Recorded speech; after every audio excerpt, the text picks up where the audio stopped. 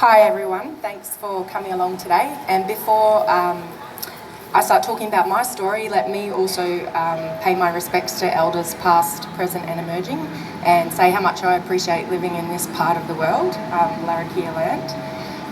I also want to pay my respects to people who have a lived experience of mental illness and suicide. So, my name's Nolene. And this is a little bit about me and also what I'm doing now.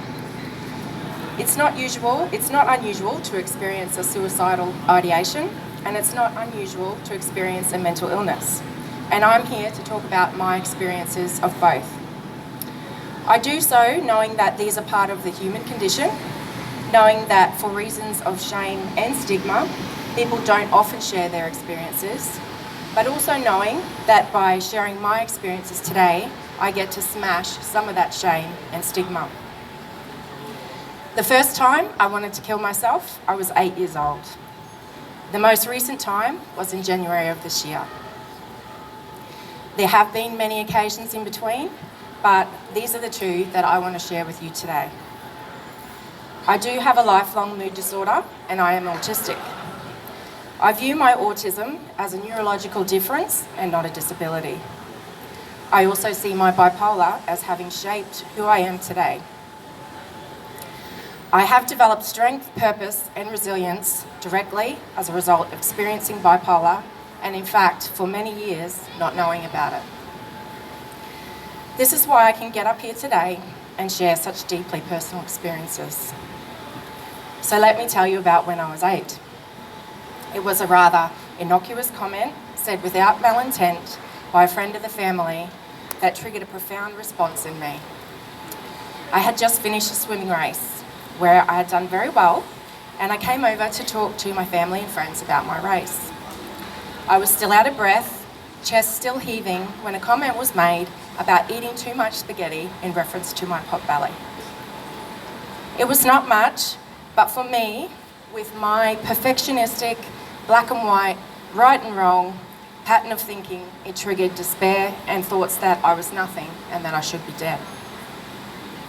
I locked myself in the family car and cried, really, until the event was finished. I don't think I even knew what the word suicide meant, yet I did really, really want to kill myself. No one knew about my pain in that period, and it wasn't until about 30 years later that I ever told anyone either. This vulnerability in my 8-year-old self is, I think, attributable to my autism. The polarised thinking style, the unrealistic expectations of myself, the inability to identify and articulate my emotions, and the fact that I didn't know I could talk to an adult that I trusted about how I was feeling. Fast forward more than 3 decades to January 2019. By now, I've had thousands of dollars of cognitive behaviour therapy. I've made a significant investment in how I think, and that's indicative of my attitude to continuous improvement and growth. I've worked hard on my self-awareness.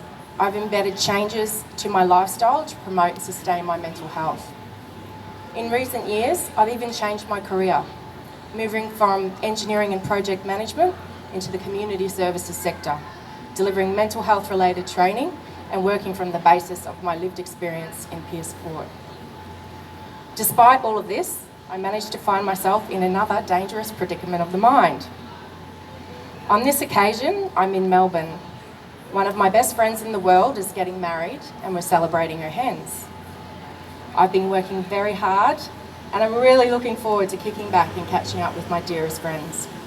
But I drink too much. Our group is pretty rowdy. In my intoxication, I asked the glass boy instead of the bartender for a drink, and that's the basis that they evict the whole lot of us from the venue. So that was a shock, and feeling the burden of responsibility in an intoxicated and fragile state, I got quite teary. But the girls cheered me up and we went to the next pub. Several hours later, we get back to our high-rise apartment to have a snack and go to bed. After a night of ups and downs, I'm emotionally wrung out, and unfortunately, I'm still very intoxicated. I have 2 sleep disorders: restless leg syndrome, which is exacerbated by my long-term use of antidepressant medication, and sleep apnea, which gets worse when I drink alcohol. And on this occasion, every time I drift off to sleep, I wake up with a gasp for air or a leg involuntarily kicking me back into consciousness. It's very distressing, and I'm already barely keeping it together. I'm so worried about keeping the others awake. In my despair at not being able to sleep, I retreat to the lounge room of our beautiful apartment. It's 4 a.m. in the morning, everyone else is asleep, and I'm not rational, I'm not well, and I'm still intoxicated. I don't want to die, but I'm now plagued by the thoughts and a strong impulse. I'm also not wanting to ruin this really special time for my friend, and I just want to get through the night without waking her up, but without killing myself. So despite all of my skill building to manage my mental illness over the years, I'd managed to get myself into quite a dangerous situation. And in that moment, I didn't have my usual skills, resources, and rationality to get out of it. But I was very lucky that another dear friend came to check on me. And it was her presence and comfort which was my safeguard. She sensed, she came, she asked,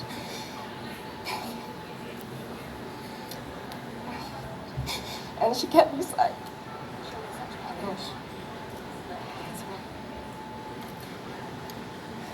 So that's why Are You Okay, in its simplicity, is such a vital and life-affirming skill for us to have, individually and nationally.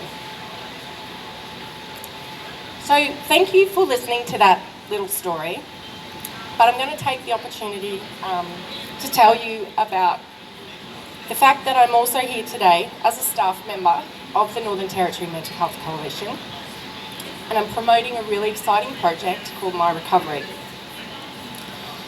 My Recovery is a group-based education program developed by people with a lived experience of mental health challenges, for people with a lived experience of mental health challenges, and it's facilitated by peers.